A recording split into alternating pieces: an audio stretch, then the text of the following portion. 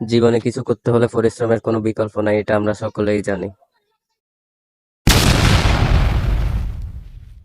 আসসালামু আলাইকুম এভরিওয়ান, কি অবস্থা সবার? সবাই কেমন আছেন? আশা করি সবাই অনেক ভালো আছেন। প্রচন্ড রোদ, তারপরেও চলে আসছে আজকে বাজারে, কারণ আমার বাজারে একটু কাজ আছে। আমার গরুর জন্য কিছু ভুসি কিনতে হবে, এই জন্য চলে আসছি বাজারে।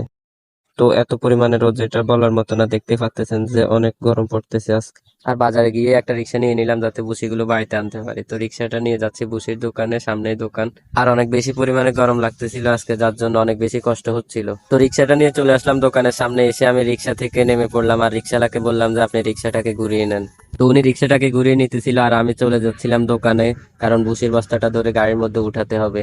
তো ওখানে গিয়ে দোকানদার কাকার জন্য অপেক্ষা করতেছিলাম, কারণ ভুসির বস্তা একজনে গাড়ির মধ্যে ওঠানো সম্ভব না। তো উনি আসার পর আমরা দুজন মিলে বস্তাটাকে ধরে সুন্দর করে গাড়ির মধ্যে নিয়ে রাখলাম।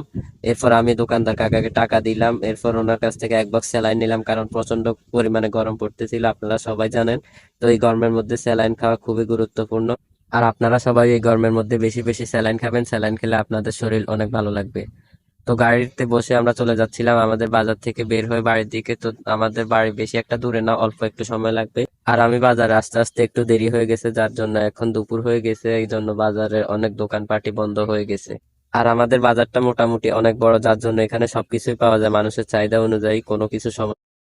আর দুপুরবেলা অনেক গরম, যার জন্য এখন বাজারে তেমন একটা মানুষও নাই, সবাই বাড়িতে চলে গেছে। কারণ দুপুরবেলা এত বেশি গরম পড়ে আমাদের এখানে, যেটা আর বলার মতো না। তো আমার কাছে অনেক গরম লাগতেছিল যখন আমি যাচ্ছিলাম। তো আমি রিক্সার এক পাশে বসলাম, যাতে রিক্সার বাইরের বাতাসগুলো এসে আমার শরীরে লাগে। রিক্সার পাশে বসার পর অনেক ভালো লাগতেছিল, কারণ বাইরের বাতাসগুলি গায়ের মধ্যে লাগতেছিল, যার কারণে পুরো শরীরটাই ঠান্ডা হয়ে গেছে।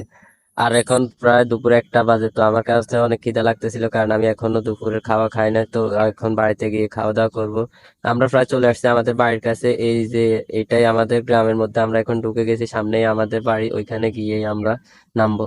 আর আমাদের গ্রামটা অনেক সুন্দর, কারণ এখানে দুই পাশে সবুজ শ্যামল গাছপালা, যেটা দেখতে আমার কাছে অনেক ভালো লাগে। তো আমরা প্রায় বাড়ির কাছে চলে আসছি। এই যে সামনে দেখা যায় দুইটা দোকান আছে, এই দুইটা দোকানের সামনে আমাদের বাড়ি।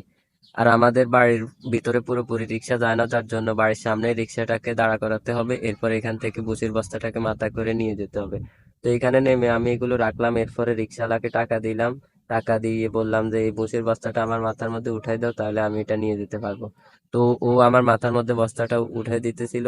দেওয়ার পরে আমি ভুসির বস্তাটা মাথার মধ্যে নিয়ে চলে যাচ্ছিলাম আমাদের বাড়ির দিকে। এই যে সামনে আমাদের ঘর, আর আমাদের বাড়ির মধ্যে রিক্সা যায় না, যার জন্য এটাকে মাথায় করে নিয়ে যাওয়া লাগে। আর ভুসিগুলো নিয়েই এখন আমার গরুকে খাবার দিতে হবে, কারণ সকাল থেকে আমার গরুর খাবার নাই, যার জন্য ওরা এখনো উপবাস। আর আমি কখনোই গরু ছাগলকে কষ্ট দিতে চাই না, কারণ আমি ওদেরকে অনেক ভালোবাসি, যার জন্য আমি নিজে না খেয়ে ওদেরকে খাওয়ানোর চেষ্টা করি।